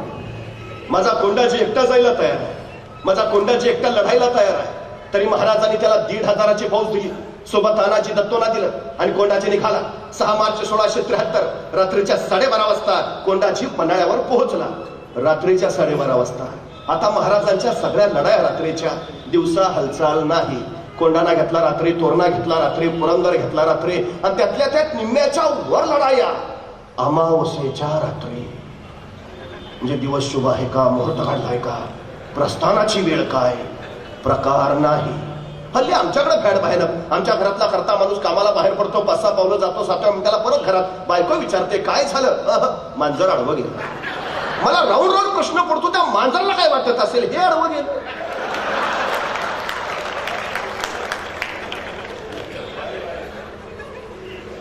जी माणसं कारण सांगतात ना, यशोगाथा त्यांच्या गळ्यात कधीच माळ घालत नाही, चुकून घालत नाही. आणि शिवचरित्र हा जगातला एकमेव असा इतिहास आहे ज्या इतिहासामध्ये तुम्हाला कुणी कारण देतानाच भेटत नाही, अजिबात नाही. साधी गोष्ट सांगतो महाराजांची. महाराजांचा दुसरा मुलगा राजाराम जन्माला येताना पालथा जन्माला आला. आता पालथ जन्माला येणं आपल्याला जरा अशुभ मानलं जातं, अपशकून बरं नव्हे पालथ जन्माला येणं. पण दस्तूर खुद्द महाराजांचाच मुलगा पालथा जन्माला आला. मासाहेब थोड्याशा काळजीत पडल्या, चिंतेतच राजांजवळ आल्या. राजांना म्हणाल्या, राजे राजकुवर जन्मास आले. आता राजकुवर म्हणजे पुत्र, मग तुम्हास मुलगा झाला. पण मासाहेब थोड्याशा काळजीनं म्हणाल्या, पण राजे राजकुवर पालथे जन्मास आले. आता दुसरा कुणी असता तर म्हणलं असता झालं आमच्याच नशिबात का. पण नाही बरं, जसा मासाहेब म्हणाल्या राजकुवर पालथे जन्मास आले, महाराज उद्गारले, बहुत उत्तम, आता दिल्ली पालथी घालतील. पालथे जन्मास आले, आता दिल्ली पालथी घालतील. हा सकारात्मक दृष्टिकोन आहे. शिवचरित्रात तुम्हाला जागोजागी तो दिसतो. माझा कोंडाची तो दृष्टिकोन घेऊन आलाय. रात्रीच्या 12:30 वाजता आलाय. आता महाराजांनी त्याला 1,500ची फौज दिली. किमान दिलेल्या 1,500 फौजेचा तरी वापर करावा का नाही. त्याने अनाज दत्तोंना सांगितलं, अवघं 60 गडी माझ्या संगती द्या, बाकीचं हतच पाय त्याला पांगून पांगून उभा करा आणि प्रत्येकाच्या हातात 4-4, 5-5 मशाली द्या. अनाज दत्तो म्हणले ठीक आहे. सगळी माणसं पायथ्याला पांगून पांगून उभा केली. प्रत्येकाच्या हातात 4-4, 5-5 मशाली दिल्या आणि अवघे 60 गडी घेऊन कोंडाची गडाच्या मागच्या बाजूला गेला. एक कडा हेरला, दोर फेकला. मराठे सरसर वर चढले. वरचे पेंगुळलेले पारेकरी सपासप कापून काढले. खुलेआम कत्तल आरंभली. आकृष्किंकळ्या आरोडा, रक्ताच्या चिरकाड्या, मुर्द्यांसाठी प्रतांचं खातं, यात्रांचा हल्ला कदोळ उडाला. तोपर्यंत कोंडाची बेफाट पळत सुटला. त्या किल्लेदाराच्या महालात किल्लेदार जागा व्हायच्या आधी त्याच्या छतावर पाय दिला आणि कोंडाची कडाडला. गडाच्या चाव्या दे. त्या किल्लेदाराला सुचायचं बंद झालं. तू इकडं तिकडं खाली बघूच नको. खाली माझं 50,000चं सैन्य आहे. त्या किल्लेदारानं नुसतं मानवर करून खाली बघितलं.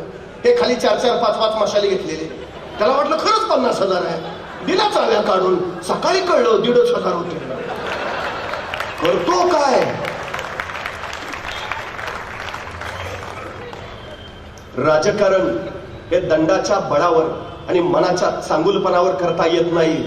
ते बुद्धीच्या कसरतीवरच करावं लागतं. आणि महाराजांचं सारं राजकारण हे बुद्धीच्या कसरतीवर आहे. नाहीतर बघा ना, पन्हाळ्यावर दुश्मन आहे 36,000. महाराजांची सगळी फौज गोळा केली तर भरेल 7,000. पण महाराज असं नाही म्हटले, त्यांची 36,000 आहे, आपली 7,000 आहे. बघू पुढच्या पंचवार्षिकला 20,000 करून मग करू हालचाल. जेवढं आहे तेवढं. कारण सांगणं प्रकारच नाही. सगळ्यात महत्वाचं तुम्ही काम किती करता याला महत्व नाही. तुम्ही काम कसं करता याला महत्व नाही. तुम्ही तुमच्या कामाचं नियोजन कसं करता हे फार महत्वाचं आहे. आणि शिवचरित्र या नियोजनाचा, व्यवस्थापनाचा सर्वोत्कृष्ट नमुना आहे. 50 वर्षाचं आयुष्य आहे महाराजांचं. पण 50 वर्षात एक घटना नाही, एक प्रसंग नाही की ज्याचं महाराजांनी नियोजन केलं नाही. चुकून नाही. एकही घटना नाही की ज्याचं महाराजांनी नियोजन केलं नाही. फक्त एक आणि एकमेव घटना ज्याचं महाराजांनी नियोजन केलं नव्हतं. फक्त एक. ती म्हणजे महाराजांचा मृत्यू. त्याचंच फक्त नियोजन नव्हतं. बाकी 50 वर्षातल्या प्रत्येक प्रसंगाचं महाराजांनी नियोजन केलं. खर तर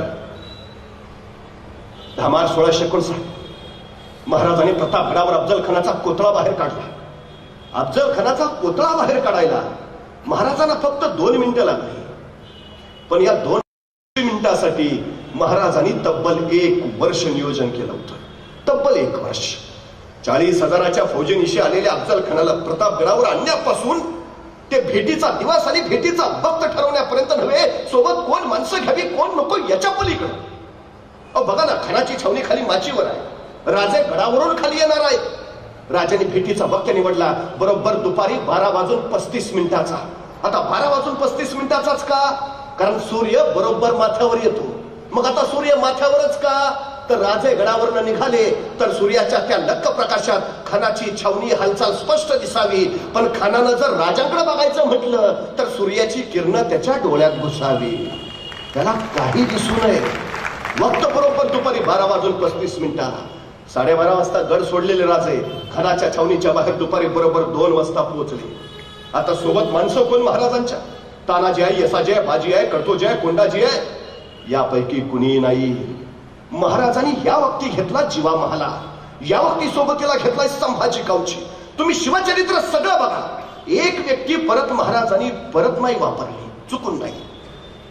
कुठलंही घ्या, एक चाल महाराजांनी पुन्हा नाही वापरली, कुठलीही घ्या. अफजल खानाला भेटून मारलं, पण शाहिस्ता खानाला लाल महालात जाऊन कापलं. प्रत्येक वेळी चाल वेगळी आहे, प्रत्येक वेळी माणसं वेगळी आहेत. जीवा महाला तुम्हाला प्रतापगडाच्या युद्धातच भेटेल, परत पन्हाळ्यावर नाही. कोंडाजी तुम्हाला पन्हाळ्यावरच दिसेल, तू पुरंदरावर नाही. तानाजी तुम्हाला कोंडाण्यातच दिसेल, तो परत रायरेश्वरावर भेटणार नाही. प्रत्येक युद्धात, प्रत्येक प्रसंगात महाराजांनी माणूस वापरलाय अचूक, योग्य. कुठला माणूस कुठल्या वेळी कसा अचूक वापरावा याचं अद्भुत तत्वज्ञान महाराजांकडे आहे. महाराजांनी या वक्ती घेतलाय जीवा महाला का? कारण समोर सय्यद बंड आहे दानपट्टा फिरवणारा, त्याच्यासारखा दानपट्टा फिरवायचा मजा हवा फक्त जीवा. सोबत आहे संभाजी कावची हत्तीसारखा धिप्पाड. आता तोच का? कारण दस्तूरखुद्द अफजल खान तसा आहे. आखाड्यात पैलवान उतरवायचे झाले तर एकाच गटाचे असावेत, म्हणजे कुस्ती रंगते. माणसाची निरख आणि माणसांची पारख शिकावी ना, हे महाराजांकडनं. निघाले राजे आणि चालता चालता अचानक जीवा महालाला म्हणाले, जीवा कात्री आहे का? आता जीवाला काय कळेना, अफजल खानाला मारायला निघाले, तलवार घेतली असेलच की, कात्री कशाला? महाराजांनी पुन्हा विचारलं, जीवा कात्री आहे का? आता जीवा नाभिक समाजाचा. जीवा म्हणला, ऐक काढ काढ. पण महाराज काढ रे. पण जीवा आमची दाढी बारीक कर, आमची दाढी बारीक कर, इतकी बारीक कर की अफजल खानाला हातात धरायची म्हटली तर त्याच्या हातात नाही आली पाहिजे. किती मायक्रो प्लॅनिंग आहे. निघाले महाराज, पण प्रत्येकाला नियोजनानुसार जबाबदारी वाटून दिली. जीवा महालाला सांगितलं, तू अफजल खानाकडे बघायचं नाहीस, तू माझ्याकडे तर अजिबात बघायचं नाहीस, तू कृष्णाजी भास्करांकडे बघायचं नाहीस, तू फक्त सय्यद बंडा बघायचा, फक्त आणि फक्त. संभाजी कावजीला सांगितलं, तू आत नको येऊस, तू शामियानाच्या बाहेरच उभा. आत काय चाललंय तुला देणं घेणं नाही, पण चुकून जर अफजल खान बाहेर आला तर त्याला जिवंत ठेवायचं नाही, एवढं मात्र लक्षात ठेव. प्रत्येकाला जबाबदारी वाटून दिली आणि राजे निघाले, शामियानात आले. यह शिवाजी करत अफजल खान उठून उभा राहिला, तरी बाहू फायदावले. आओ शिवाजी राजे. आणि राजे अफजल खानाच्या पिठीत गेले. खानाची पिठी आवडली आणि त्यामुळे खानाची कटार राजाच्या अंडर कपड्यात दिशेने सरली. दगा चालवला, भागणं निघाली, खूप असली भागणं खानाच्या पोटात. दगा करत खान कडाडला, त्यातले कृष्णाची भास्कर धावला, राजाच्या मस्तकावर वार केला. राजा बेसावत अचानक सय्यद बंडाचा दान पट्टाला आणि मस्तक छाटला. त्याचवेळी जीवाचा दान पट्टा सय्यद बंडाचा दान पट्ट्याचा छाटून रिकामाही झाला आणि इतिहास पुटपुटला. होता जीवा म्हणून वाचला शिवा.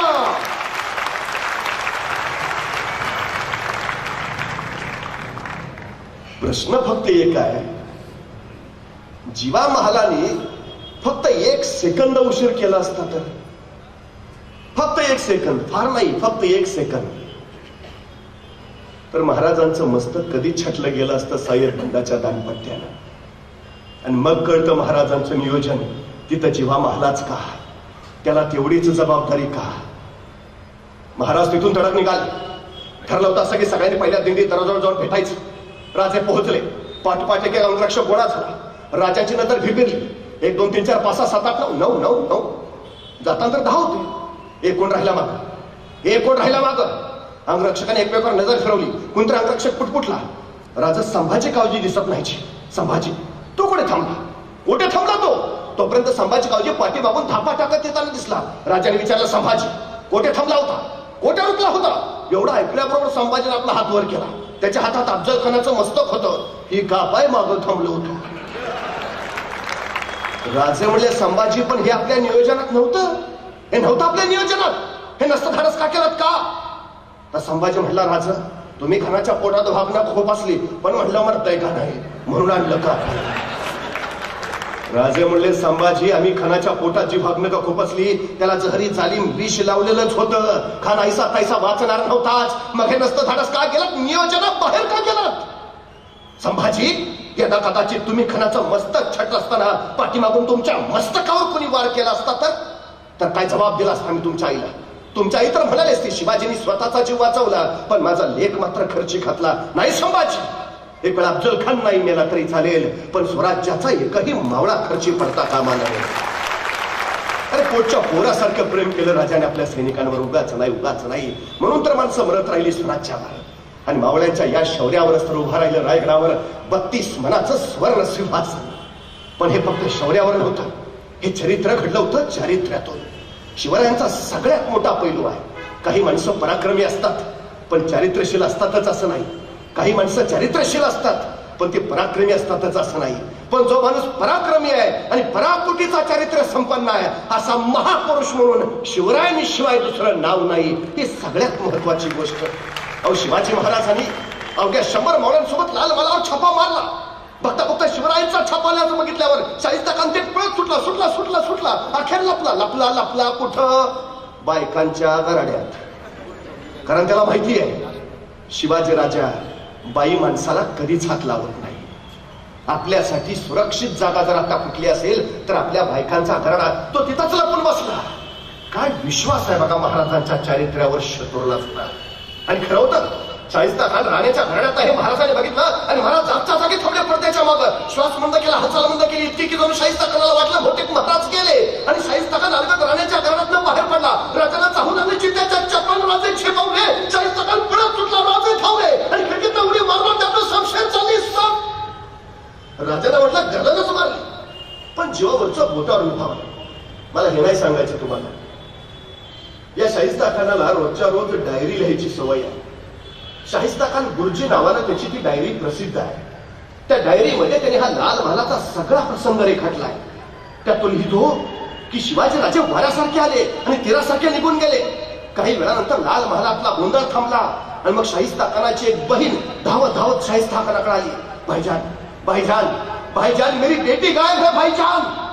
तर शाहिस्ता खान तिला म्हणाला, जर शिवाजींच्या माणसाने तुझी पोरगी पळवली असेल तर बेफिक्र रहा, शिवाजी पोटच्या लेखीसारखीच तिची काळजी घेईल. हे शाहिस्ता खान लिहितो. काय विश्वास आहे महाराजांच्या चारित्र्यावर. अहो पण कशाला महाराजांची माणसं त्या पोरीला उचलतील. ती भीतीपोटी तिथंच एका पिंपात लपून बसलेली, ती सापडली नंतर. तेही लिहिलंय शाहिस्ता खानानं. पण महाराजांच्या चारित्र्याचा सुरेख पैलू शाहिस्ता खानानं त्यावेळी नोंदवून ठेवला, हे महत्वाचं. खर तर या सगळ्या गुणांच्या बळावर रायगडावर स्वातंत्र्याचा सूर्य प्रकटला. राजे हे छत्रपती झाले. या अंमल्यांच्या पातशाहीमध्ये एक मराठा एवढा पातशाह झाला. ही गोष्ट काही साधी झाली नाही असं बखरकारांनी त्याचं वर्णनही केलं. खरं तर शिवरायांचा राज्याभिषेक होऊ नये म्हणून औरंगजेबाला जंग पछाडलं. राज्याभिषेक रोखायची जबाबदारी सुद्धा त्यांनी दिली होती. ती श्रीगोंद्याच्या शेजारी भीमेच्या काठावर बहादूरगड नावाचा एक किल्ला आहे. त्या किल्ल्यावर त्याचा दूध भाऊ होता. त्याचं नाव होतं खान जहान बहादूर खान कोकलताश हैबत जंग. कसं जोरदार नाव आहे, खान जहान बहादूर खान कोकलताश हैबत जंग. आता काय लोक विचारतात त्याची बायको कसं नाव घेत असेल. आपल्याला काय करायचंय, नाव जोरात आहे ना, खान जहान बहादूर खान कोकलताश हैबत जंग. पूर्वी आपली सुद्धा नावं जोरात होती हो. शिवाजी, संभाजी, तानाजी, बाजी, येसाजी, कुणी नाव घेऊ द्या त्याला जी म्हणावंच लागायचं. मालक होतो आपण.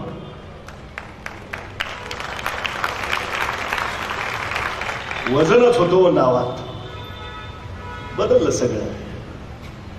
पण याचं नाव जोरात आहे, खान जहान बहादूर खान कोकलताश हैबत जंग. त्याला जबाबदारी दिलेली राज्याभिषेक रोखायची. पण अखेर राज्याभिषेक झाला. औरंगजेबानं त्याला खरमरीत पत्र लिहिलं. अरे तू तिथं करतो काय. या बहादूर खानानं औरंगजेबाला उत्तर पाठवलं, हुजूर बहुतेक खुदाचीच इच्छा होती शिवाजी छत्रपती व्हावे. काय अप्रतिम उत्तर पाठवलं होतं. पण त्याला माहिती आहे औरंगजेब गप्प नाही बसणार. तो वैतागणार, संतापणार, राग काढणार. पण त्याला औरंगजेबाचं दुःख नाही माहिती होतं. त्याला माहिती होतं की टेबला खालून दिलं की टेबलावरून काम होतं. त्यांनी लगेच औरंगजेबाला पत्र लिहिलं, हुजूर झाली चुकी, पण मी उत्तरेकडनं बराच प्रयत्न केला हो, पण मला राज्याभिषेक रोखताच नाही आला. अहो महाराजांनी राज्याभिषेकाचा दिवस काय ठरवलाय, 6 जून 1674. आता 6 जूनच का, मुहूर्त होता का? नाही हो. औरंगजेब राज्याभिषेक उद्ध्वस्त करणार आहे महाराजांना माहिती होतं. तो येणार हेही माहिती होतं. 6 जून जाणीवपूर्वक निवडला कारण 7 जूनला मृग नक्षत्र चालू होतं. रायगडावर रोरावत्या पावसाच्या सरी अशा कोसळतात की राज्याभिषेक उद्ध्वस्त करायला आलेला शत्रू रायगडावर पोचेल खरा, परत काय जाईल. जाणीवपूर्वक हे नियोजन आहे हो बारीक. अखेर राज्याभिषेक झाला. त्यांनी सांगितलं मी केला प्रयत्न पण नाही झाला, पण हुजूर मी इथं बहादूरगडावर 1 कोटी रुपये नगद गोळा करून ठेवले आणि 200 दक्षिणी घोडी, बस एवढा पावसाळा संपू द्या, हे 1 कोटी रुपये आणि 200 घोडी लगेच आग्र्याला तुमच्याकडे पाठवून देतो. औरंगजेबानं वाचलं बहादूरगडावर 1 कोटी, वा वा वा, छान छान छान, लवकर लवकर पाठवून देणे, इथनं पुढे जरा नीट राहा. त्याचा राग निम्मा खाली. पण बहादूरगडावर 1 कोटी नगद आहेत ही बातमी जेवढ्या वेगात आग्र्याला औरंगजेबाला कळाली त्याच्या दुप्पट वेगात ती रायगडावर महाराजांना समजली. रायगडावर समजली बहादूरगडावर 1 कोटी नगद आहेत. महाराज म्हटले बरं झालं, नाहीतर राज्याभिषेकाला खर्च झालाच होता. आणि महाराजांनी बोलावलं आपले सरसेनापती हंबीरराव मोहिते ना. हंबीरराव मोहिते आले.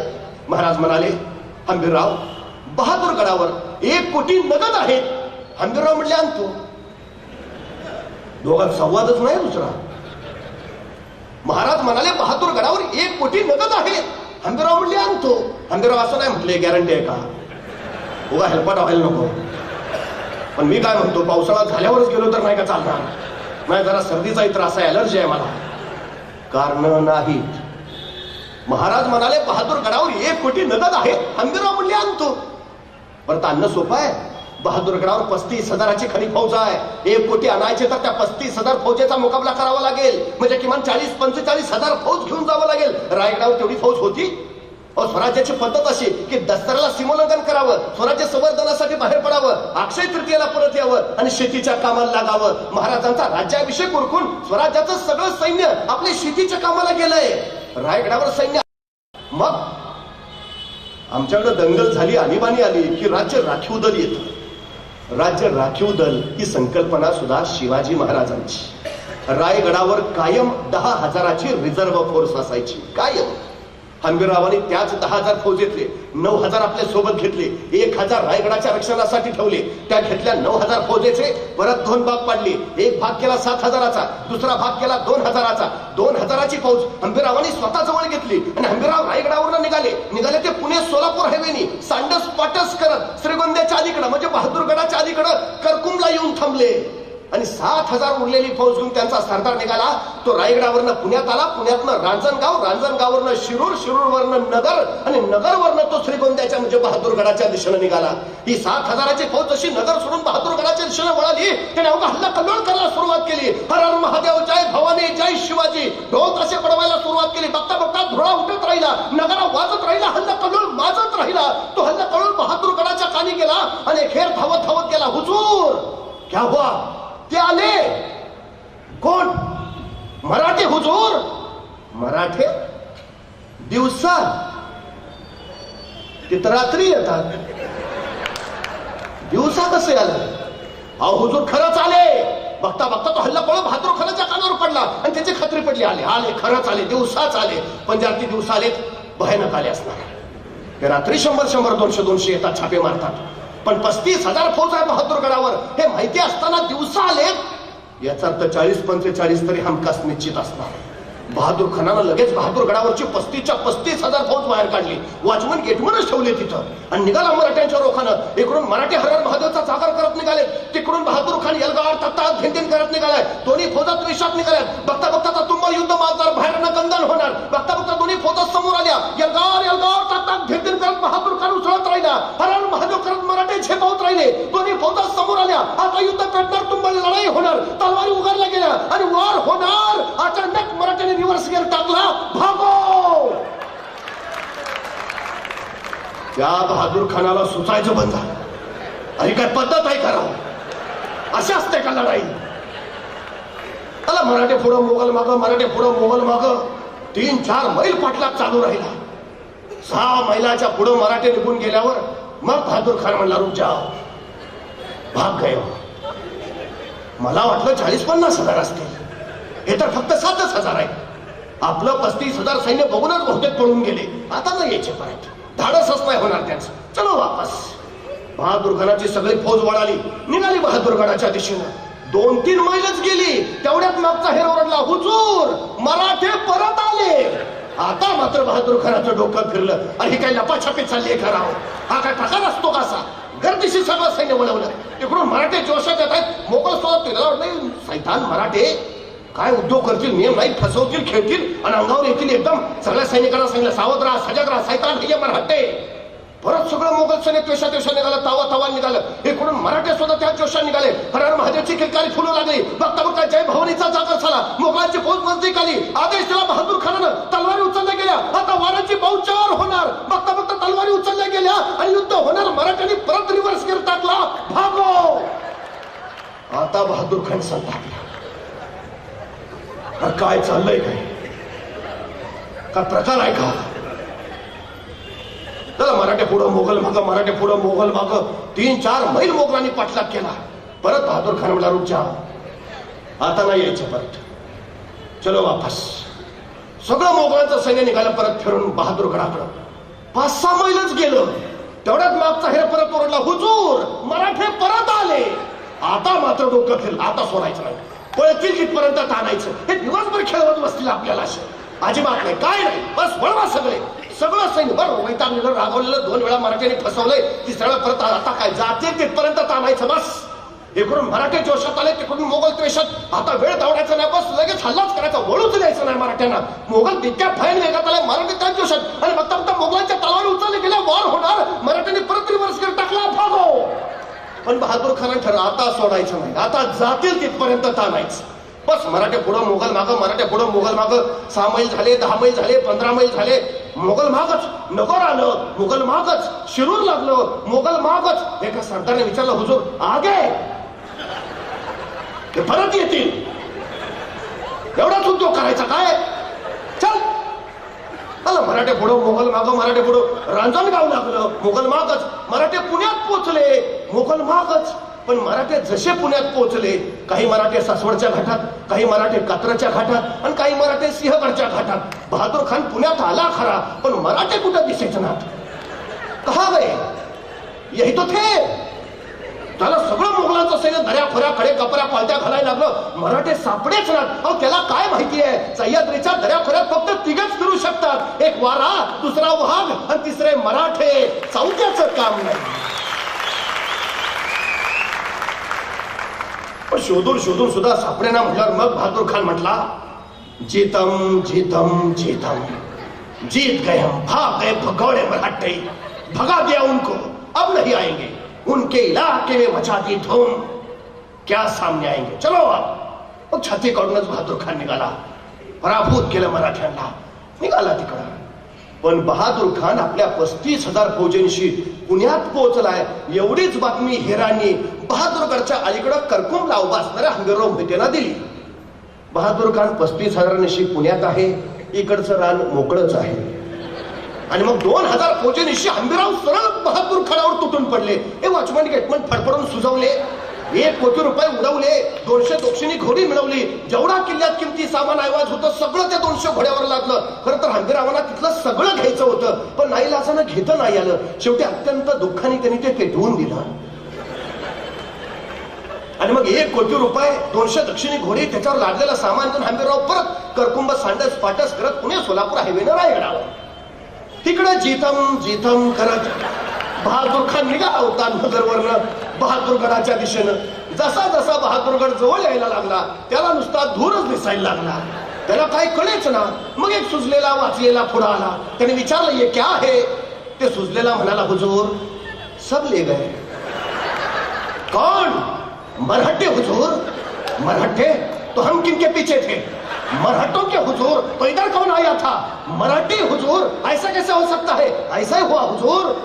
आणि मग त्याला कळालं, असं बनवलं होय.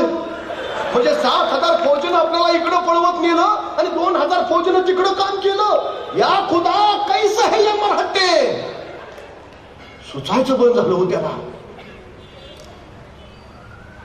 युद्ध न खेळता, 35,000 फौजेला सामोरही न जाता, आपला एकही मावळा न गमावता, स्वराज्याची कुठलीही हानी होऊ न देता शिवाजी महाराजांनी अलगद 1 कोटी रुपये मिळवले. हा शिवाजी महाराजांचा गनिमी कावा, ज्याला मी गुरिल्ला युद्धतंत्र म्हणतो, शून्यातनं विश्व उभा करणारा राजा, असं आम्ही महाराजांचं जे वर्णन करतो ना, ते एवढ्यासाठी. हाताशी फौज नाही, साधनं नाही, संपत्ती नाही, तरीही 1 कोट होनांचं राज्य या राजानं उभा केलं. शून्यातनं विश्व उभा करणारा राजा. आमचं अवघड झालं. महाराज शून्यातनं विश्व उभा करतात, आमच्याकडे सगळं रेडीमेड तयार आहे, तरी आमच्या हातून काही होत नाही. नाहीतर एखाद्याला ढाल द्यावे, तलवार द्यावे, एवढंच काय त्याला घोड्यावर घेऊन बसवावा, त्याच्या पुढे जाऊन त्याला रानात घेऊन सोडावा, मग म्हणावं लेका आता तरी लढ, तरी पट्ट्या निवांतच. अरे लडके लढू कसा, एक हातात ढाल आहे, दुसऱ्या हातात तलवार आहे, दोन्ही हात एंगेज आहेत, लढणार कसा? अरे मग निदान पळून तरी जा. पळू तरी कसा, घोड्यावर बसली दिसत नाही का? जो बाजूनी अडचण आहे. मुंगी बघितली, मुंगी मुंगी ती मुंगी केवढीशी, तिचं डोकं केवढं असं, डोक्यातला मेंदू केवढा असा, तरी पण त्या मुंगीला बरोबर कळतं कुठल्या गावातल्या कितव्या आलीतल्या, कितव्या घरातल्या, कितव्या खोलीतल्या, कितव्या कपाटावरच्या, कितव्या फळीवर किती नंबरचा साखरेचा डबा आहे. सांगावं नाही लागत, रस्ता नाही दाखवावं लागत. मुंगी कणबरच असते, पण मनभर साखर फस्त करते. मराठे सुद्धा कणबरच होते, पण मनभर मोगल उद्ध्वस्त केले, तर या निश्चयाच्या आणि निर्धाराच्या बळावर महाराजांनी 1 कोटी मिळवली. आता पार्टी नाही हो.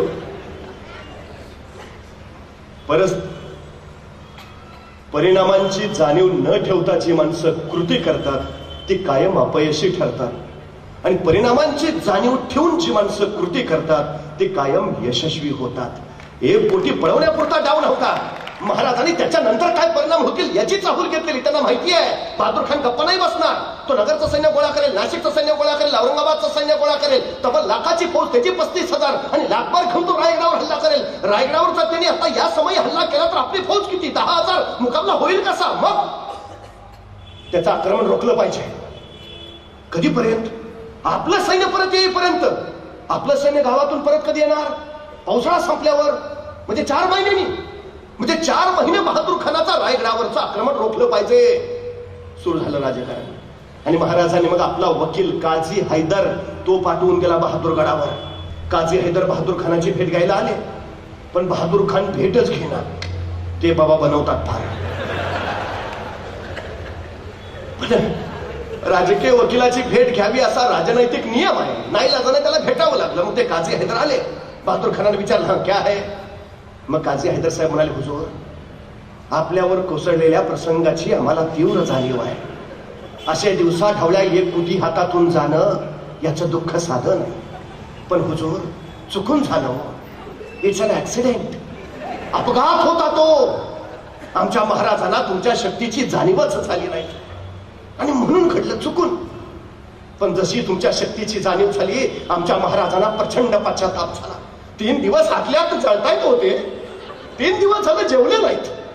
शेवटी आज आम्हाला म्हणाले, काजी साहेब तुम्ही स्वतः जा, बहादूर खान साहेबांना सांगा की आम्ही विना शर्त तुम्हाला 10 किल्ले द्यायला तयार आहे. संभाजी राजांना तुमच्याकडे चाकरला पाठवायला तयार आहे. आणि हुजूर तुम्ही म्हणाल तेव्हा, तुम्ही आदेश द्याल तेव्हा आमचे स्वतः महाराज 10,000 फौजेनिशी तुमची सेवा करायला यायला तयार आहेत. एवढं ऐकलं तसा बहादूर खानानं उडीच मारल्या. 10 किल्ले विनाट. संभाजी महाराज मग आत्ताच घेऊन यायचं ना संभाजीला. मग शिवाजी महाराज कधी येत आहेत? काजी साहेबांना कळलं, मासा गळाला लागला. मग काजी साहेब म्हणले, नाही हुजूर हे आमचे महाराज सगळं तुम्हाला देणारच आहे, देणारच आहे. फक्त आमच्या महाराजांची एक छोटीशी अट आहे. काय काय काय काय काय नाही, हे जे आमचं महाराज सगळं तुम्हाला देणार आहेत, म्हणजे 10 किल्ले, संभाजी महाराज स्वतः येणं, या सगळ्याला फक्त औरंगजेब बादशाहांची मान्यता हवी. बस एकदा बादशाहांचे शिक्क्याचे कागद आले, हे सगळं तुम्हाला मिळाले. बहादूर कमला त्यात काय दिलं दिलं दिलं. पण आता आजच्यासारखी पद्धत नाही. लगेच औरंगजेबाचा मोबाईल नंबर फिरवला, हा बादशाहजी आलेत वकील महाराजांच्या, देतो म्हणतात 10 किल्ले, संभाजींना पाठवतायत, महाराज स्वतः येत आहेत. हो नाही, फक्त शिक्क्याचे का ईमेल करताय, व्हॉट्सअपलाच पाठवून द्या. नव्हता हो काळ तसा. काय हवंय हे माहिती घेऊन इथून सांडणी स्वार आग्र्याला जाणार. त्याला पोहोचायला लागणार 2 महिने. तिथून तर औरंगजेबाचे शिक्क्याचे कागद घेणार, परत महाराष्ट्रात येणार, यायला लागणार 2 महिने. झाले किती? आक्रमण किती काळ रोखायचं आहे? पेडगावच्या शहाण्याची म्हण ऐकली? पेडगावचे शहाणे ऐकली असेल प्रत्येकाने. हा बहादूरगड पेडगाव मध्ये आहे, आणि हा तिथला शहाणा बहादूर खान. त्याच्यावरनं म्हण पडली पेडगावचे शहाणे. त्याला कळलंच नाही काही. आता शिवाजी महाराज 10 किल्ले द्यायला तयार आहेत, संभाजीनं पाठवायला, तर मग हल्ला करायची गरज काय? 4 महिने तो निवांत. तिकडं महाराजांनी मात्र या 4 महिन्यात 80,000 फौज रायगडावर गोळा करून ठेवली. आणि मग महाराज म्हटले ये आता कधी पण तिकडून औरंगजेबाला पत्र पाठवलं 4 महिन्यानंतर. अहो मानाचा हत्ती पाठवला बहादूर खानाला. साधा पराक्रम नाही हा. अहो दख्खन घ्यायला आलेले सरदार एक खण घेता आला नाही त्यांना. औरंगजेबाच्या कुठल्याही सरदारला गड जिंकता आला नाही महाराजांचा. आणि या बहादूर खानानं 10 किल्ले ऐके मिळवले. केवढा मान सन्मान औरंगजेबानं केला. मानाचा हत्तीच पाठवला. बघितल्यावर बहादूर तर काय बेफाम खुश. त्यांनी लगेच आपले 2 वकील त्यांना सांगितलं हे शिक्क्याची कागद घ्या, पहिली रायगडावर जा, ते घेऊन या 10 किल्ले, संभाजी महाराज काय काय देताय ते पटकन. मग बहादूर खानाचे वकील रायगडावर गेले. महाराजांनी भेटायला बोलावले. मग महाराजांनी विचारलं काय आहे? नाही ते तुमचे वकील आले होते आमच्याकडे. कोण? ते काजी हैदर. कशाला? ते तुम्ही नाही का आमचे पोटी पळवले? कधी? अहो तुमचे ते हंबीरराव आलते. कुठं? आमच्या बहादूरगडावर. कशाला? अहो एक कोटी पळवायला. कुणाचे? अहो आमचे पळवले ना. त्याच्यानंतर तुमचे वकील आले. मग ते म्हणले 10 किल्ले देतो, संभाजी महाराजांना चाकरला पाठवतो. तारणी सुटले महाराज. तुमच्या त्या बहादूर खानानं तलवारीचा साकुटला ते दिमाग दाखवा मास की आमचा पुत्र धडावा त्याच्याकडे तुरंत चालते व्हा, नाहीतर अपमान पावाल. मान खाली घालून गेले वकील. तिकडे बहादूर खान वाटच बघत होता. जसे वकील आले तसा पुढे गेला. क्या क्या क्या हुआ? वकील म्हटले पुन्हा फसवलो. डोकं मारून घ्यायची पाळलेली बहादूर खानाची. बरं आता करतो का? त्यात सगळं कळवलंय औरंगजेबाला. शिक्क्याचे कागद आता काय? या बहादूर खानानं प्रामाणिकपणे परत सगळं औरंगजेबाला कळवलं की त्या शिवाजीने आम्हाला परत फसवलं. एवढं कळाल्यावर औरंगजेबानं या बहादूर खानाला खरमरीत पत्र लिहिलं. ते खरमरीत पत्र खरं तर आम्ही आमच्या पोरांच्या पाठ्यपुस्तकात छापायला पाहिजे.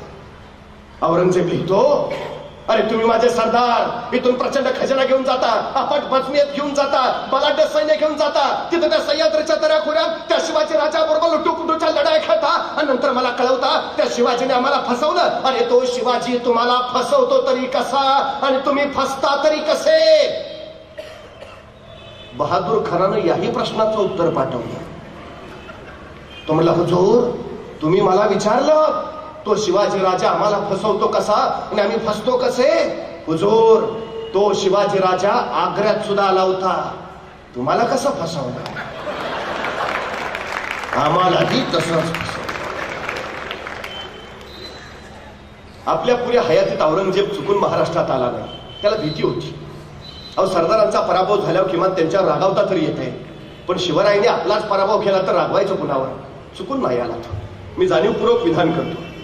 छत्रपती शिवाजी महाराज हे 17व्या शतकातले आंतरराष्ट्रीय कीर्तीचे सेनापती आहेत. जगात तुलना नाही.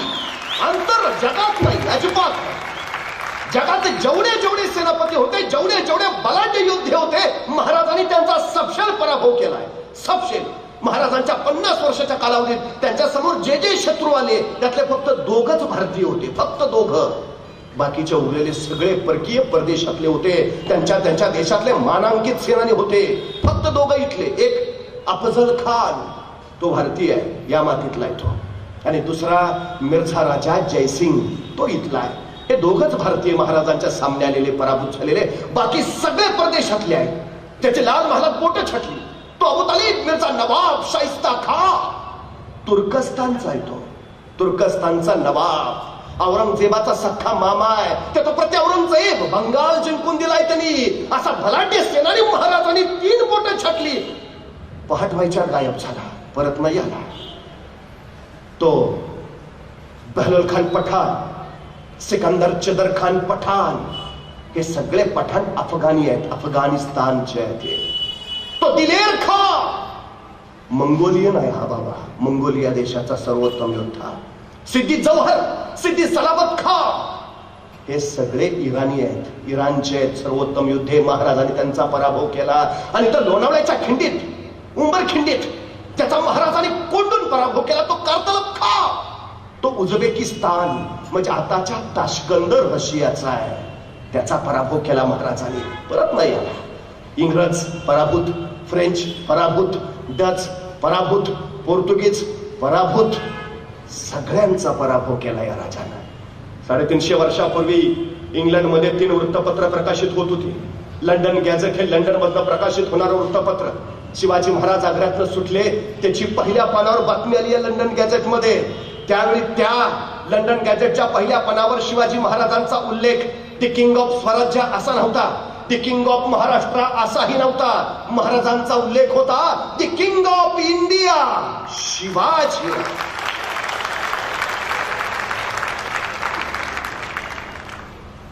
सर्वोत्तम, सगळ्या क्षेत्रातला राजा.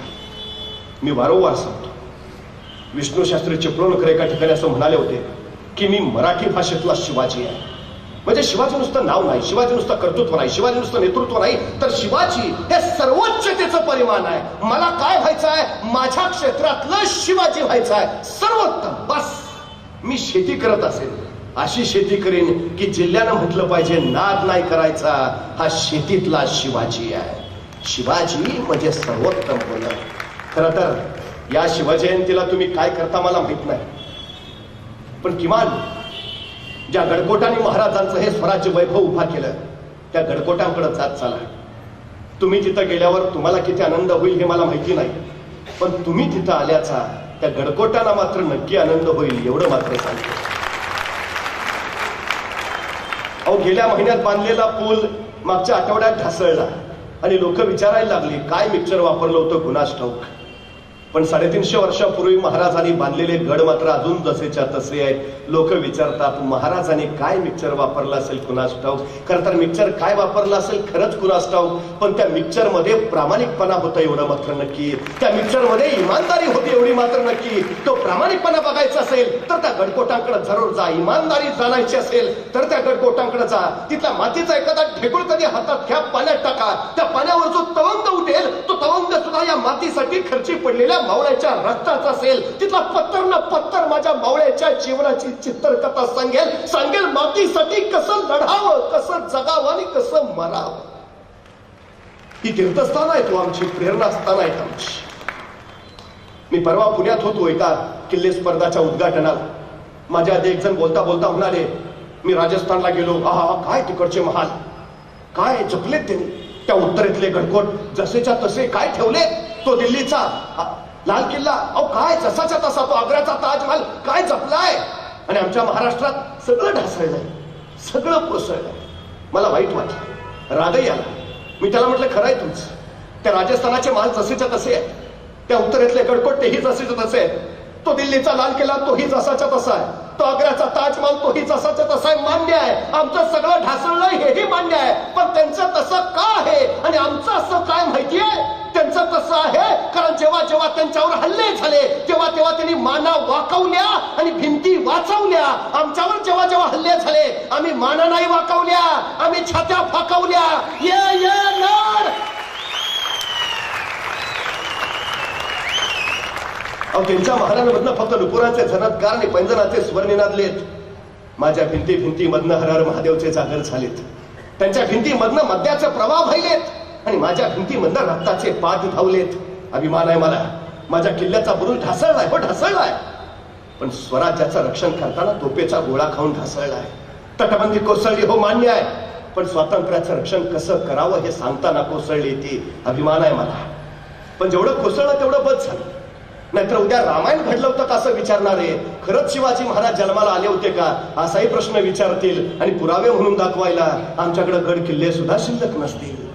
उद्याच्या पिढीसाठी ही प्रेरणा असताना म्हणून जपली पाहिजे. अहो त्या अमेरिकेला इतिहास नाही. 350 वर्षापूर्वी ते राष्ट्र जन्माला आलं, 350 वर्षापूर्वी. पण 350 वर्षापूर्वीचा दगड सुद्धा त्यांनी काचेत ठेवलाय दगड त्यांनी. का 350 वर्षापूर्वीचा आहे दगड काचेत, का 350 वर्षापूर्वीचा आहे. अहो त्यांनी दगडाची स्मारकं केली, आम्ही स्मारकांची दगड करून टाकली. आमच्या पूर्वजांचा हा जाज्वल्य इतिहास आम्ही जपायला हवा.